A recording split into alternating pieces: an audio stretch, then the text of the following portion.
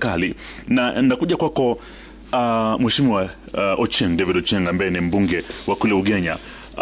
Umewasikia wa Kenya, bila shaka umewasikia wa Kenya kutoka maeneo ya Samburu, umewasikia wa Kenya kutoka sehemu nyingine wakiteta gharama ya juu ya maisha.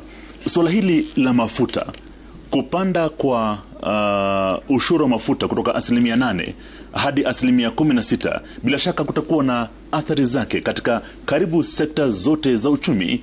Hii serikali bado ni ile inamjali mwananchi wa pale chini kwanza. Ukiangalia kwa mfano kama ulivyosema Samuel Gituko, bei ya mafuta ya taa anayotumia mwananchi wa kawaida imepanda kwa shilingi 33 kwa kila lita. Bwana Ochieng. Asante sana Bwana Lincoln. Leaders are elected not to do the easy things. Leaders are elected to do the difficult things. And you've heard Kenyans speak. And what I can tell you is that for the last 8 months, what I'm happy about is that we found a subsidy, fuel subsidy, that was bleeding us every month. In the budget committee now we're having a bill of 48 billion shillings to be paid by the taxpayers, same as we're complaining about life having gone up. And this had to be stabilized, and that's why the subsidy was removed. And the effect of it was that the price had to go up, and then of course you have the dollar issue. The reason that the fuel price has to go up is to ensure that you're having a similar same tax regime applied across the board to ensure that, you may not know this, but when you're doing 8% for fuel, you're also subsidizing some of the richest people in the country who can afford fuel without a subsidy. Because it's basically a subsidy when you're doing 8%.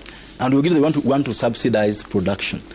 And so I believe that we're going to have to take the very difficult decisions that are required for this country to move forward.